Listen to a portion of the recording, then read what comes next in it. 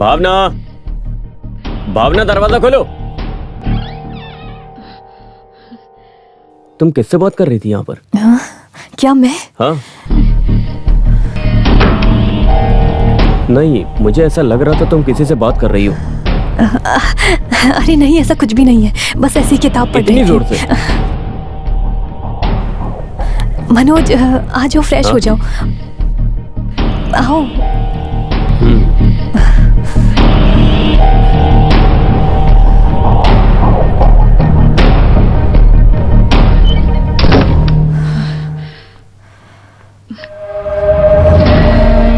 माया,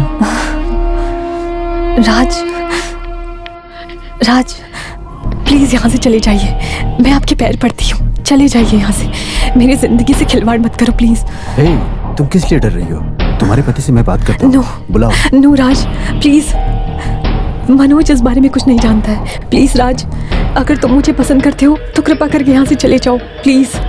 देखो तुम हमेशा मेरे दिल में हो, लेकिन अभी यहाँ से चले जाओ प्लीज। ठीक है, मैं भी जाता हूँ, लेकिन मैं वापस जरूर आऊंगा, ये बात याद रखना, क्योंकि तुम मेरे दिल से दूर नहीं जा सकते। नो राज, नो राज, नहीं प्लीज प्लीज।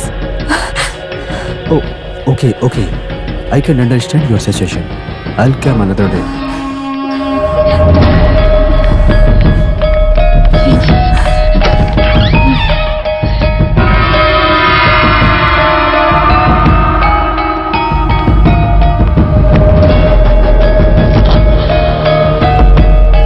चलता हूँ।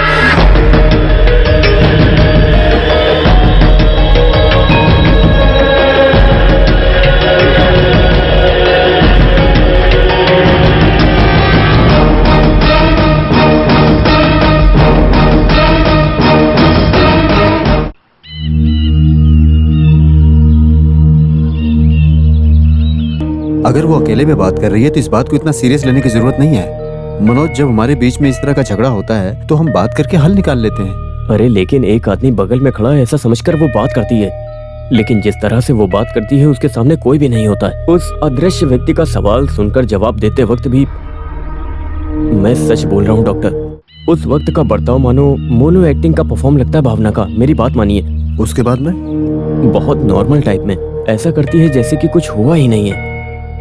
एक बार मैंने चुपके से डॉक्टर से इलाज करवाने की कोशिश की थी, लेकिन डॉक्टर को सामने देखकर उसको लगा मैं उसका इलाज करवाने गया हूँ और वो गुस्से से वहां से चली गई। तुम लोगों के बीच में फिजिकल रिलेशन कैसा है?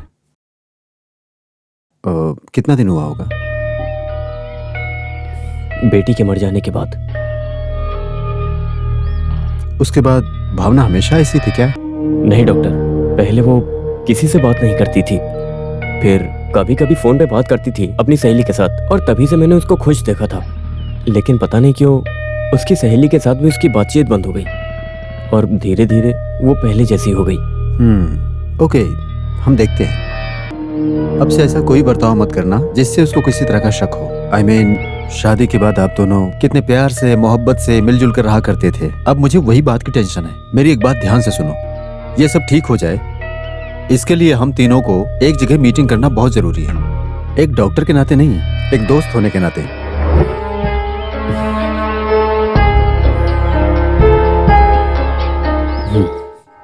इसमें से ये भी नहीं है। वैसे आज तुम ऑटो लेकर नहीं जा रहे? अरे उसे पड़े पड़े हाथ जंग लग जाएगी। हैं? उधर देखो। ये क्या हो रहा है? अरे बहुत देर से तुम इसे पढ़ रहे हो, किसी परीक्षा की तैयारी कर रहे हो क्या? अरे तुम कुछ मत बोलो, चुप रहो। लिवियन, हाँ, इसमें लिखा है कि 3 मंजिला बिल्डिंग है करके। ऐसा क्या?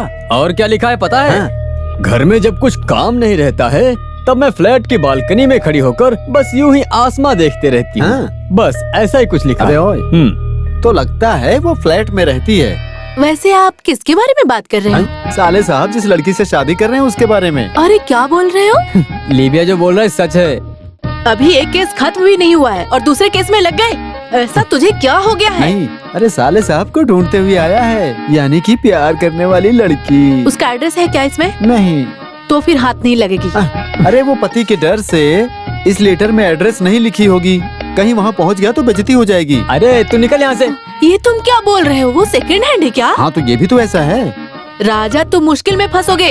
तुम अपने भाई के इस मैटर को पूरे गांव में मत फैलाओ। तुम पूरी तरह से पागल हो चुके हो। राजन, तुम जानते हो क्या, आजकल कभी कभार पागल और बेवकूफ जैसा महसूस करने लगी हूँ। ठीक है, प्यार इंसान को पागल और बेवकूफ बना देता है।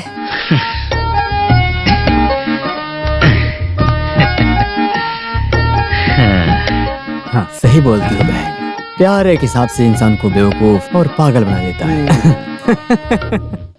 उसके प्यार में ऐसे डूब चुका हूँ कि रातों को नींद नहीं आती और दिन में चैन उसके बिना। अच्छे से कोटेशन लेकर खून खराबा करने वाले मेरे भाई की परिस्थिति तो देखो। प्यार प्यार का नाटक कर रहा है, देखती हूँ उसको। रुको। अरे साले साहब देखो, तुम्हारे खत को लेके जा रही है वो। भाड़ में गया इसका प्यार व्यार, पूरा मैं जला ही देती हूँ आज। अरे अरे, ये क्या कर रही मैं हो कुछ तुम? नहीं सुनूंगी। तुझे तो मार डालूंगा मैं। अरे तुम्हें जलाने को किसने अरे बोला? क्या कर रहे हो लेटर तुम? जला दिया मैंने। अरे इसे छोड़ो यार। तुझे जिंदा नहीं छोड़ूंगा मैं। तुम उठे किचन में जाओ, जाओ यहाँ से निकल जाओ। राजन दिमाग खराब कर रख दिया इसने। क्या है? खत है उसके लिए, क्या बात है? ये लीजिए। इधर तो।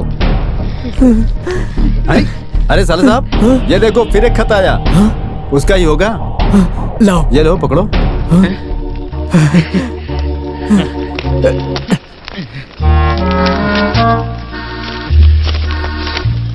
मेरे प्रिय राजन, मुझे माफ कर दो। ये मेरा लिखने वाला आखिरी लेटर होगा। कभी कभार मुझे मेरे पति के साथ नफरत और जेलसी भी होती है, फिर भी वो मुझे कभी छोड़कर चले जाएंगे ऐसा मैंने कोई ख्वाहिश नहीं रखी। इसलिए आगे से आप मुझसे मिलने की कोशिश मत कीजिएगा। गुड बाय, माया।